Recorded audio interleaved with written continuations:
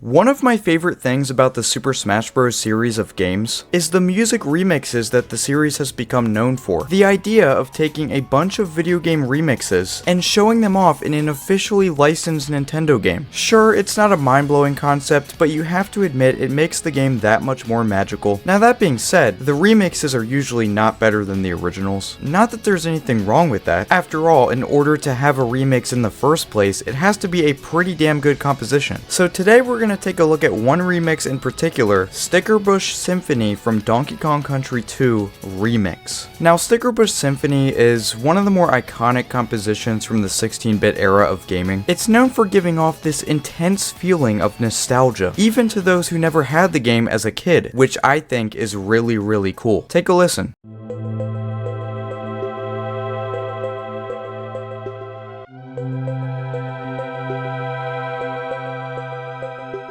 And just to be clear, there's been a sort of Mandela effect floating around the internet for a while now. It's not Stickerbush Symphony, guys. It's Stickerbush. So already, we've set a pretty high bar for a remix to beat, but let's give it a chance. This is the Smash Bros. Brawl remix of Stickerbush Symphony.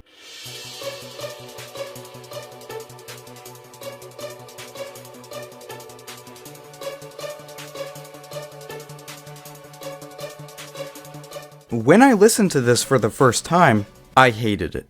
I just simply hated it. They raised the pitch to an annoying level, the instruments are less interesting, and the chord progression, while being the same, I think, it just feels like it's going nowhere for some reason. But a few minutes ago, I decided to give this composition a second chance, and guess what? It's not as bad as the beginning would make you believe. Almost like you're not supposed to judge a book by its cover, right?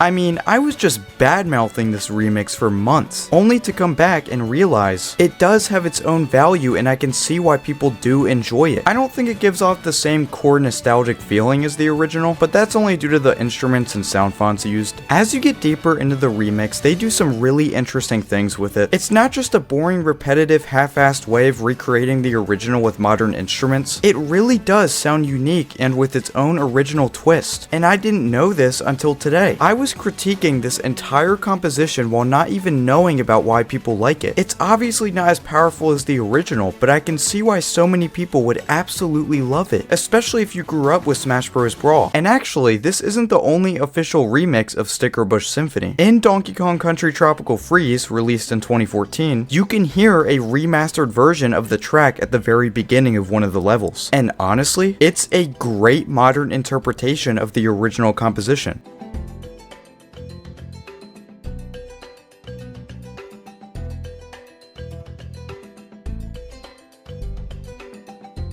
Nothing too crazy to differentiate, but I love the new instruments. They're a lot better than they are in the Smash Bros. Remix. That being said, there's a debate to have about which remix is actually better. The Smash remix is a lot more unique, and the Tropical Freeze remix is a way better modern enhancement. I think they both have their place in your music playlist. Something I've noticed about Smash Bros. Remixes is that they're often remixing compositions that wouldn't really fit well in this kind of game. Example, Lost Painting from Castlevania Symphony of the Night. They turned this thing into a damn rock and roll song. In a way, it's pretty cool to repurpose music like this, but also at the same time, it's pretty obvious why the original versions usually end up better. It's because they were made for a specific section of a specific game. That's where you're supposed to hear it. I mean, it's like if you put the Me Channel theme in front of the final boss of Elden Ring. But at the end of the day, it's fun to see these tracks remade, and that's all there is to it. I'm really hoping Nintendo doesn't decide to copyright this video since, you know, they hate their fans. Pretty sure it should fall under fair use, but not that they would care. Anyway, what do you think about Stickerbush Symphony and its multiple remixes? Let me know in the comments.